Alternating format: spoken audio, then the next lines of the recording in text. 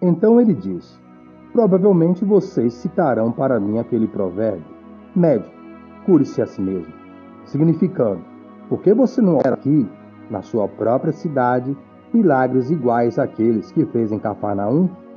Porém, eu lhe afirmo que de fato nenhum profeta é aceito em sua própria cidade. Por exemplo, lembre-se de como o profeta Elias fez uso de um milagre para socorrer a viúva de Sarepta, uma estrangeira da terra de Sidom.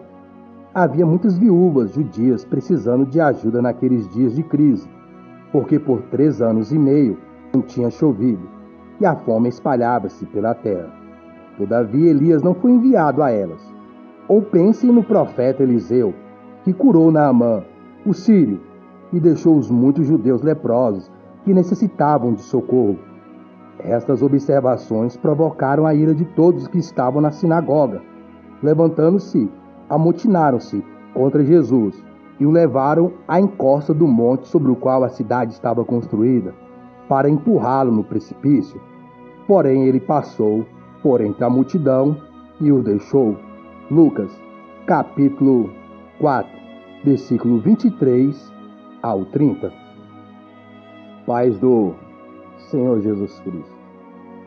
Nós acabamos de ver essa leitura que o Senhor Jesus Cristo, ele faz citação de alguns milagres, prodígios ou maravilhas, ou mesmo cura divinas, algum dom ou alguns dons do Senhor manifestos a pessoas que não eram judeus, eram de outros povos.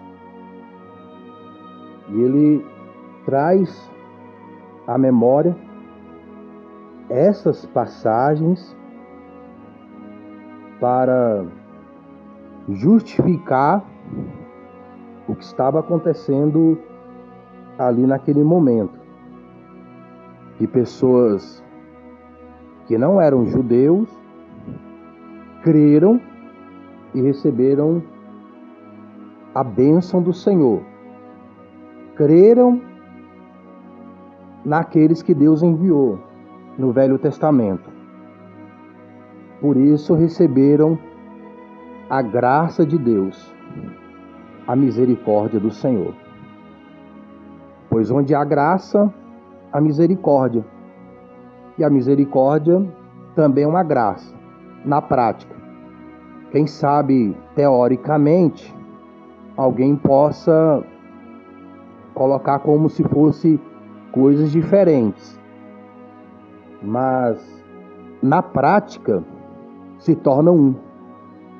Como costume e doutrina, doutrina e costume.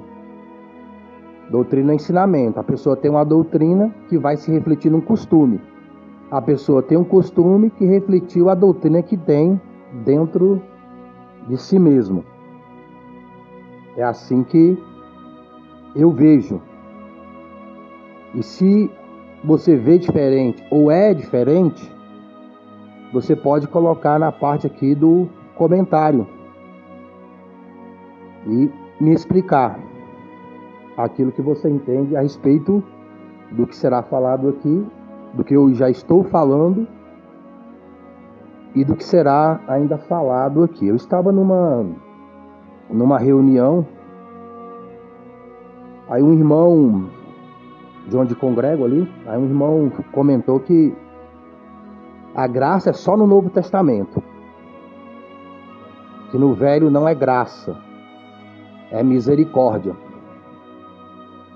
E esse irmão, ele já estava ali palestrando. E antes dele começar a falar o que ele estava para falar, ele falou que gostava que os irmãos participassem, que os irmãos comentassem, que a Bíblia não é de individual interpretação, que para ele era melhor as pessoas participar, porque ele também aprendia com isso. Mas eu, particularmente, pensei, vou falar com ele depois. Se for o caso, depois daqui eu procuro ele para conversar o que está nas Escrituras, o que está na palavra de Deus. Enfim, mas aí outros irmãos foram participando. Quando eu percebi que outros irmãos estavam participando e ele estava ali interagindo com os irmãos, eu pensei, também vou participar, também vou fazer o meu comentário. E eu comecei ali com uma pergunta. A minha pergunta era baseada nesse texto do leproso Naamã e da mulher que Elias fez o milagre. Que a viúva ali de Sarepta, de Sidom, aí eu fiz esse comentário e falei se isso não era graça, até mostrando para os nossos dias atuais a graça do Senhor Jesus Cristo para a salvação de quem não é judeu. E dentro dessa pergunta eu ia tentei colocar, né, porque não foi possível, parece algumas escolas bíblicas que eu já frequentei, eu já comentei, eu vou deixar o vídeo lá na parte dos comentários, o link, falando sobre isso, escola dominical e etc. Então, assim, eu tentei fazer a pergunta, mas não consegui, porque quando eu falei do leproso, Naamã, da situação da mulher de Sidom, da mulher viúva ali de Elias, etc., ele já foi começando a responder, falando que como alegoria poderia ser usado, mas graça só no Novo Testamento, no Velho não. E eu nem tinha terminado ainda de fazer a pergunta. Aí, como ele já foi falando, eu deixei, ele é mais idoso e etc. Falei, deixa ele falar, quando tiver ali uma oportunidade eu vou complementar. Não era outra pergunta, era complementando a pergunta que ele nem deixou eu terminar de perguntar. Geralmente acontece isso em escolas bíblicas. Interessante que essas coisas acontecem nesse contexto da religião, mas quando é no dia a dia, com as pessoas que não frequentam a religião, eu não tenho esses problemas. Interessante. E olha que eu já encontrei pessoas bem difíceis, ateus, pessoas incrédulos, que não gostam de crente, etc. E consegui conversar com essas pessoas e mostrar dentro das Escrituras aquilo que elas estavam falando, e Deus até convenceu algumas de Cristo como único Senhor e Salvador, e elas serem salvas pela palavra. Mas enfim, aí ele falou tal, aí quando eu percebi que ele como que terminou o argumento dele, eu ia complementar. Eu falei, mas e Abraão? Abraão, quando ele foi chamado, foi graça ou foi misericórdia? Porque Abraão não era judeu. Ele se tornou judeu a partir do momento que ele ouviu a voz de Deus e obedeceu. Até a fé que se tem em Deus, principalmente em Cristo como único Senhor e Salvador, é graça. A fé não vem de nós mesmos. A nossa crença em Deus não vem de nós mesmos. É uma revelação de Deus. A pessoa pode conhecer Bíblia, teologia, escatologia, mas se Deus não revelar pelo Espírito, não compreende realmente quem é Deus e o que é as Escrituras.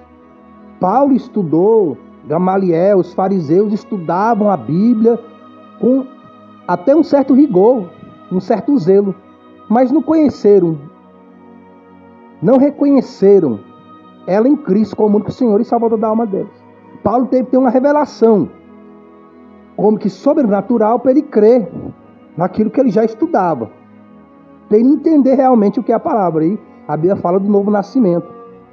Nicodemos procurando Cristo, e Cristo falando que ele deveria nascer de novo. Esse novo nascimento vem de uma experiência, de uma fecundação do Espírito Santo no interior da alma humana, como o Espírito Santo fecundou Maria. É um nascimento interior, que se reflete no exterior.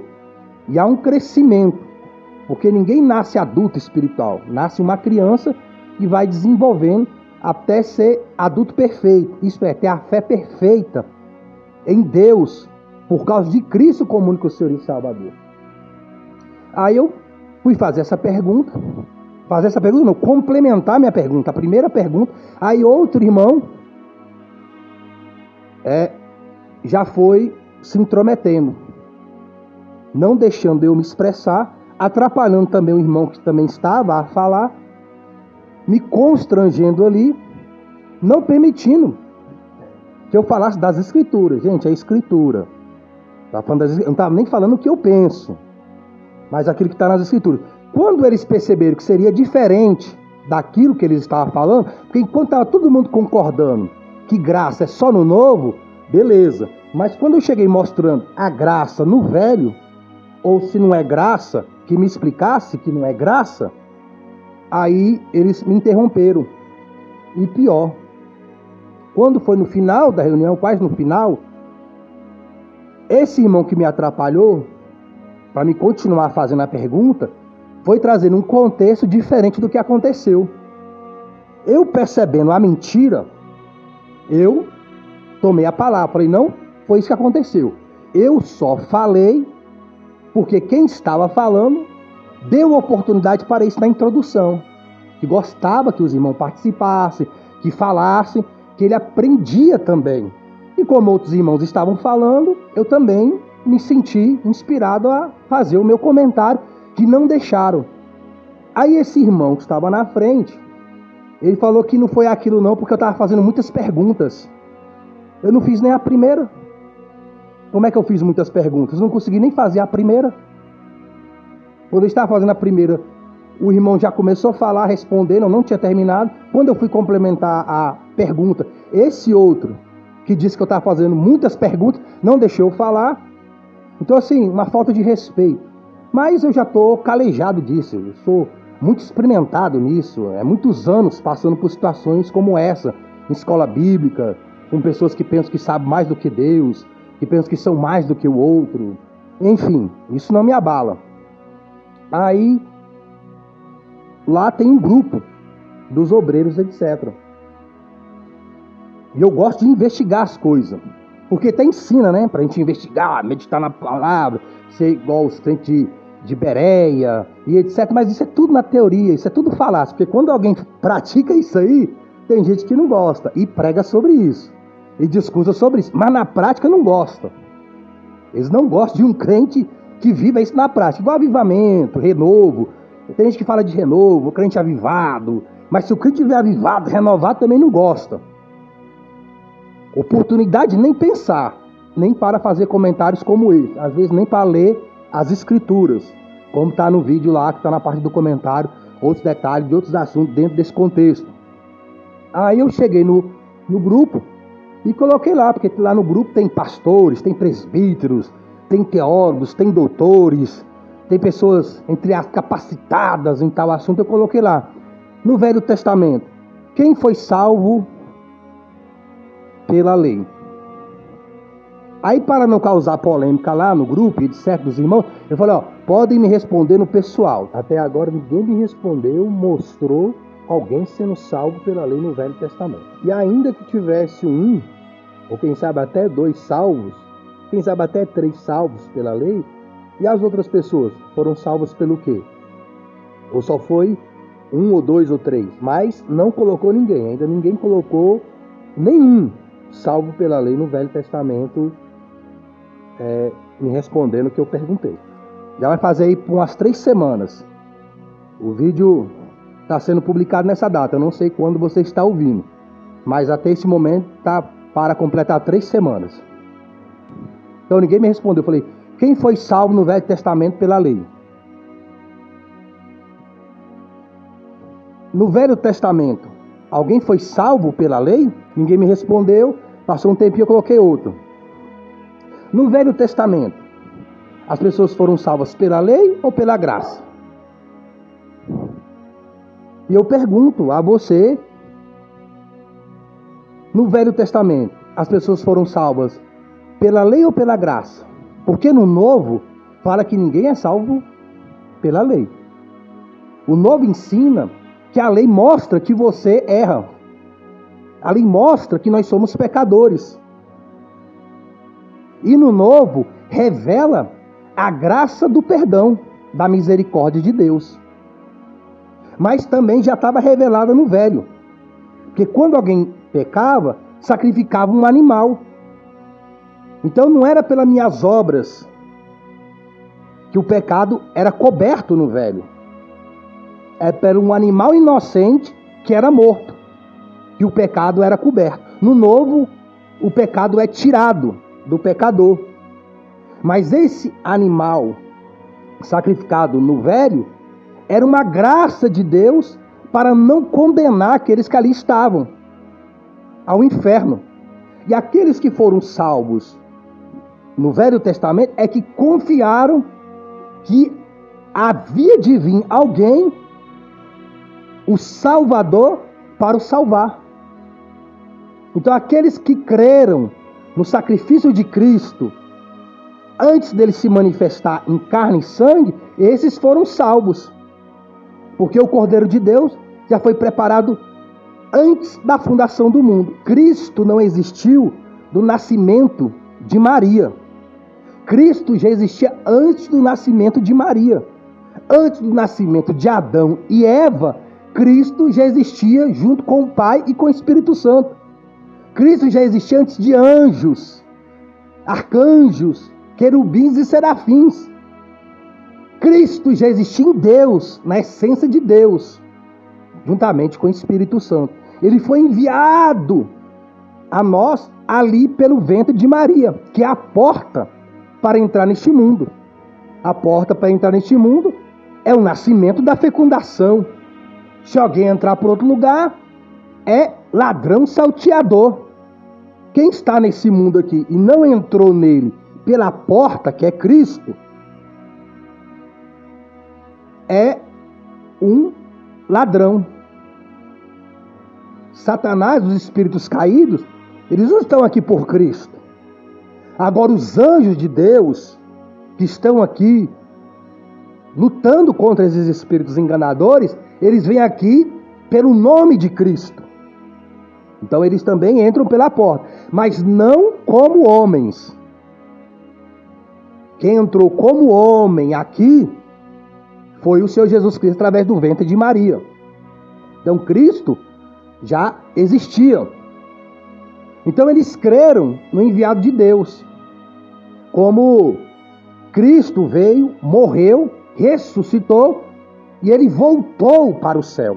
Porque ele já veio de lá, então ele voltou para o céu. E ele retornará outra vez. Aí quem será salvo?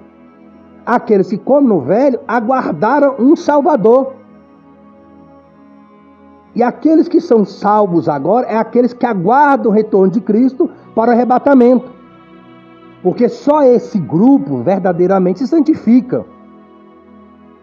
Na verdadeira santificação do sangue de Jesus Cristo. Pessoas que realmente não estão aguardando o retorno de Cristo, elas vivem pecando. Podem estar dentro de uma denominação, de uma religião. Porque a luta não é a pessoa crer em Jesus, é crer em Jesus como Filho de Deus, o único Senhor e Salvador. Não é crer somente na morte, mas na ressurreição. Não crer somente na ressurreição, mas que ele voltou de onde ele já tinha vindo. Quem volta é porque já veio daquele lugar. E quem crê principalmente no retorno dele. Aqueles que já dormem, que já faleceram, vão ressuscitar. E aqueles que estiverem vivos vão ser transformados, seus corpos, num piscar de olhos. E todos vão juntamente subir com Cristo para o reino e a justiça de Deus. Porque aqueles que dormem no Senhor estão no paraíso, é uma região celestial. Quando Cristo voltar, vão para o reino e a justiça de Deus, que é outra região celestial. O reino de Deus tem muitas moradas, como uma nação que tem muitos estados, como um estado que tem muitas cidades, como as cidades que tem muitas casas, como casas que tem mais de 1 quarto, 2 quartos, como o mundo que tem várias nações, como o planeta que tem várias galáxias, galáxias que tem vários planetas. Imagina o reino de Deus, tem vários lugares celestiais. E o paraíso é um, E a morada do Altíssimo, o reino de Deus, a Bíblia fala que os céus não podem conter a glória de Deus. Os céus dos céus não podem conter Deus. Deus, mesmo Deus lá no trono dele, Deus não mostra mesmo todo o seu poder e toda a sua glória, mesmo no trono, mesmo lá, ao terceiro céu, que Paulo comenta, nem lá ele pode mostrar toda a sua glória, que nem os anjos lá suportaria. Se Deus realmente desse lugar a quem ele é em poder mesmo, nem os céus do céu suportaria. Deus tem que se conter. Até no trono, até no céu do céu, Deus tem que se conter a sua glória. Porque nem o anjo mais forte suportaria a glória do Senhor. Então, eu coloquei essas perguntas lá no grupo. Porque se no Velho Testamento houve salvação, e houve, se foi pela lei, então está entrando em contradição com o que Paulo fala, com o que o Novo Testamento fala. Se no Velho Testamento não tem salvação pela graça, então ninguém foi salvo no Velho Testamento. Porque a lei não pode salvar, o Senhor Jesus foi condenado pela lei. Ainda que ele não quebrou a lei, mas quem condenou Jesus foi a lei. Quem pediu a morte dele foi os próprios judeus. Mas Jesus não quebrou a lei. Mas ele se fez pecador, mesmo não sendo pecador. Ele se fez como alguém que quebrasse a lei, mesmo sem quebrar. No entendimento dos fariseus, dos religiosos da época. Mas ele mesmo não quebrou a lei. Ele cumpriu a lei. Ele cumpriu o que o Velho Testamento estava falando. E esse cumprimento dele pela lei dá a pecadores como nós, que quebram a lei, tanto no Novo como no Velho, perdão dos nossos pecados e salvação da nossa alma. Ele se fazendo pecador para a morte no nosso lugar, nos dá vida e vida eterna. A morte dele como pecador nos faz viver como pessoas que nunca pecou.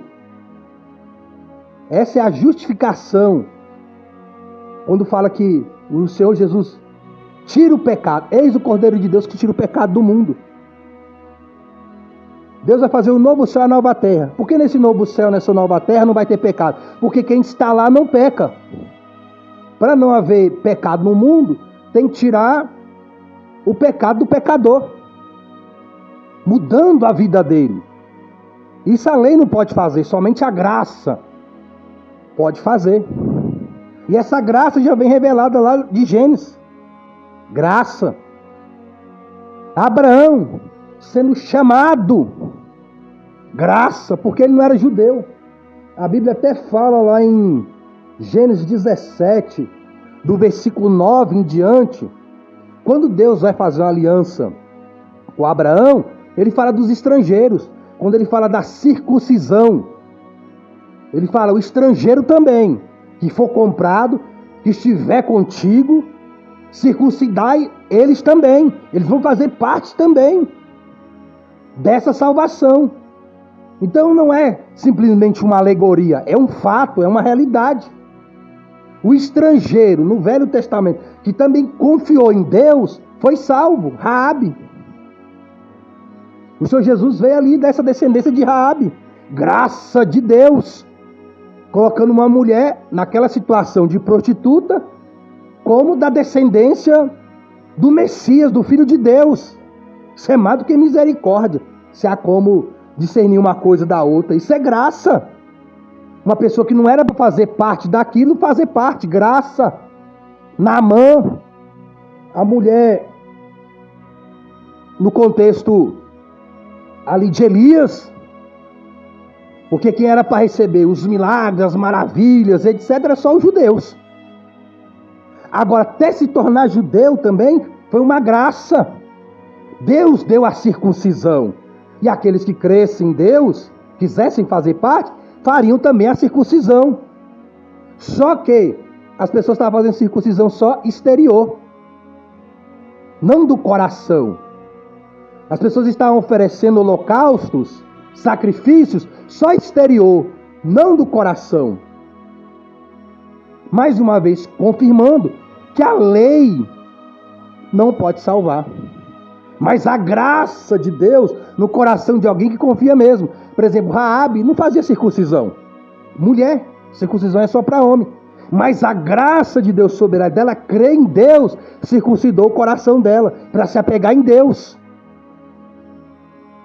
Deus quer a circuncisão do coração, do novo nascimento, da fé verdadeira, que traspassa muito a aparência da religião. Pessoas que batizam por batizar. Aqui também, crianças, aqui a circuncisão era até a partir dos 8 anos de idade. Tem pessoas que fazem a circuncisão, 8 anos de idade, e falam, não, eu já sou de Deus. E tem vários textos de Deus mostrando, não é porque você fez a circuncisão que você é meu, a circuncisão exterior. Tem que ser uma circuncisão interior. Porque os judeus começaram a pecar, desagradar a Deus, e para eles estava tudo bem. Por quê? Porque eles eram circuncidados. É como batizar criança. Tem religião que batiza criança.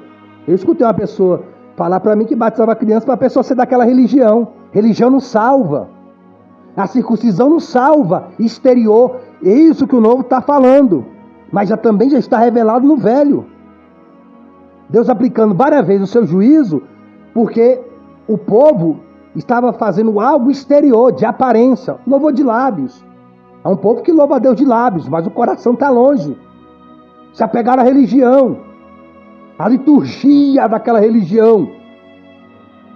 E Deus não se agradou. Não havia quebrantamento, contritamento. Porque quando houve contritamento, quebrantamento do coração, agradava a Deus. Davi pecou. E tantos outros pecaram. Até Saul pecou. Não morreu na hora. Saul ficou quantos anos perseguindo Davi? Graça de Deus para se arrepender, para se converter. Mas não arrependeu, não converteu. E tantos outros. Quando Caim mata Abel, Deus colocou uma marca nele para que ele não fosse morto. Graça de Deus. Deus perdoando ele. Agora o que ele fez, o que você vai fazer com a graça de Deus, a misericórdia de Deus, na sua vida é decisão sua. Porque a Bíblia fala que há pessoas que ainda caem da graça. E para essas pessoas não há mais redenção.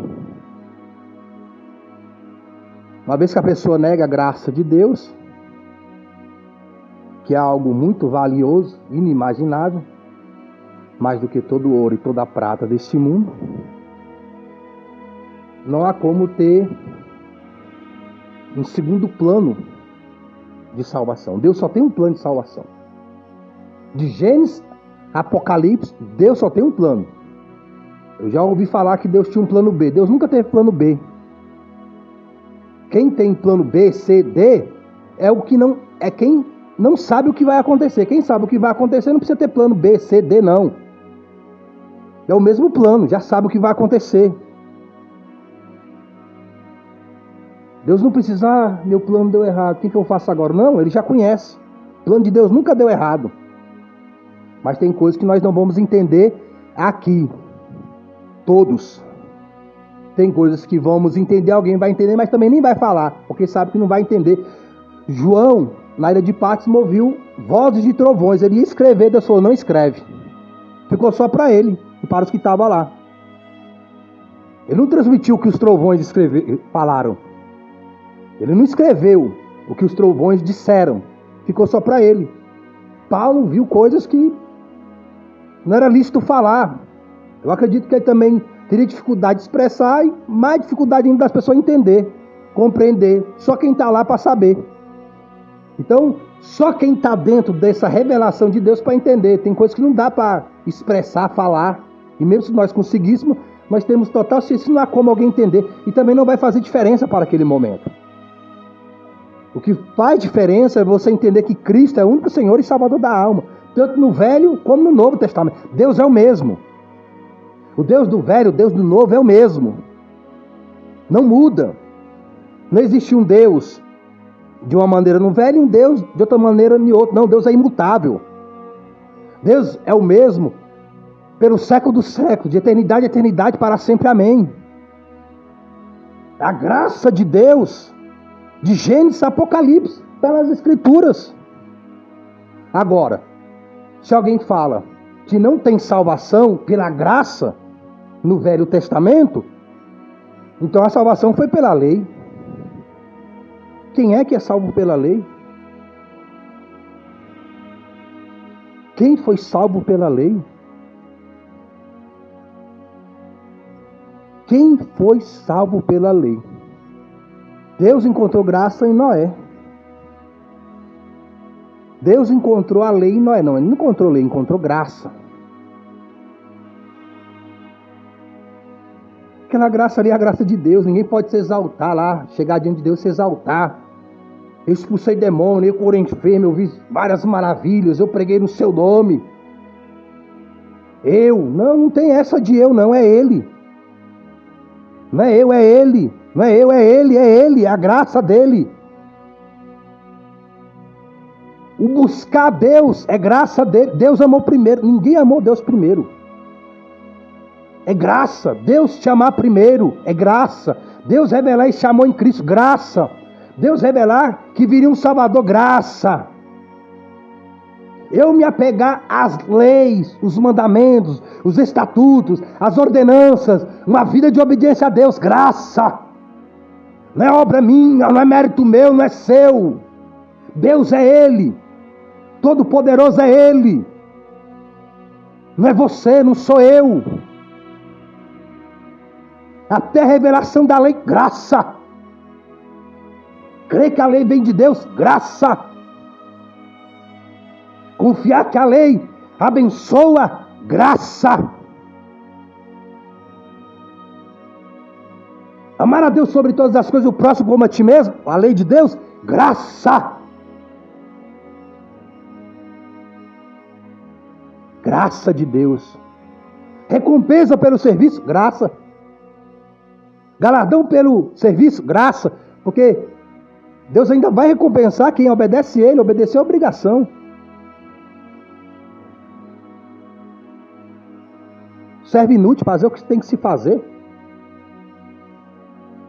Quem não vai reverenciar a Deus, temer a Deus, obedecer a Deus, e Deus ainda recompensa. Graça. Deus, além de dar salvação da alma, ainda tem galardão. Tem honrarias no milênio. Tem novo céu, nova terra. Quem merece isso, irmãos? Graça. Graça. Graça de Deus. Aí a pessoa vem me falar de regra de fé da Assembleia de Deus. Tabernáculo da Fé tem o livro do William Branham. Os Adventistas parece que tem um livro lá da profetisa. Os Mormons têm seus livros lá. Tem seu livro lá dos Mormons, a Bíblia dos Mormons. Porque no final lá desse assunto, irmão, não, tem que ver lá a regra de fé. A regra de fé é a Bíblia, irmão. As Escrituras. Agora, dizem que os outros não é seita, porque eles criaram lá um livro lá, a parte das Escrituras, que eles falam que é baseado nas Escrituras. Agora a gente, entre aspas, a Assembleia de Deus também tem um livro agora, Regra de Fé, que também é baseado nas Escrituras. Então é o que a Regra de Fé diz. Os assembleanos. É o livro lá dos Mormons lá, para quem é da doutrina. É os livros do William Branham, para quem é lá do Tabernáculo da Fé. E das ramificações dessa doutrina.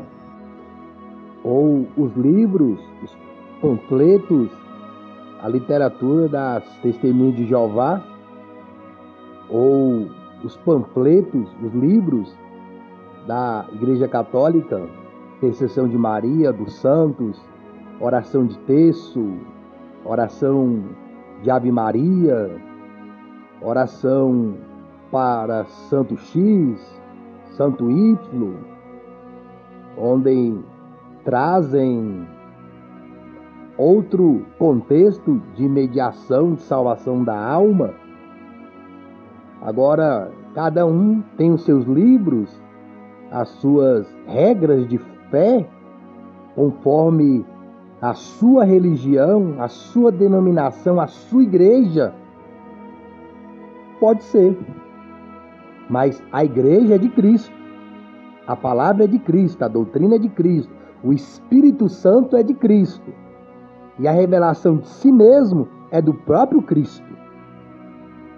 Não há outro meio de salvação, de doutrina, de mediador, a qual qualquer homem, ser humano, venha a ser salvo. Então agora é o livro da Assembleia de Deus, a regra de fé. As Escrituras, por si mesmas, o Espírito Santo não é mais suficiente para nos ensinar o que já está nas Escrituras. E não pode nem debater, conversar sobre, dialogar sobre o que está nas Escrituras. É uma imposição daquilo que alguém ou algumas pessoas pensam a respeito, que é diferente do que está no texto, no contexto das Escrituras, da revelação de Cristo como único Senhor e Salvador da alma. Eu prefiro continuar nas Escrituras, irmãos, no que a Bíblia ensina. Quer ouçam, quer deixem de ouvir. E parece que agora a palavra de Deus não tem importância, porque você vai citar a palavra de Deus se os irmãos não querem ouvir. Os doutores não querem ouvir, os teólogos não querem ouvir, pastores não querem ouvir. Dirigir a palavra de Deus. Não foi a graça que salvou no Velho Testamento? Então o que foi que salvou? Foi a lei que salvou no Velho? Quem a lei salva, gente?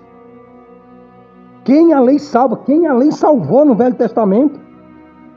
Aí Jesus dá exemplo. Não é só isso aqui não, tem outros. O Senhor Jesus dando exemplo lá do Velho, da graça alcançando as pessoas lá, porque elas creram.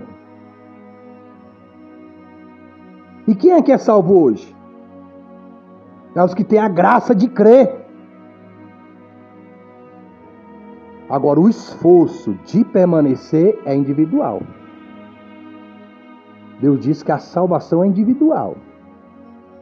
A graça de crer, de confiar nele, vem do alto. A revelação de Deus, de Cristo, do enviado, do Messias. Agora, o que eu faço com essa revelação, aí é pessoal. Aí é individual. Cada um lá vai dar conta de si. O que fez com aquilo que Deus deu? O que você fez com o seu talento?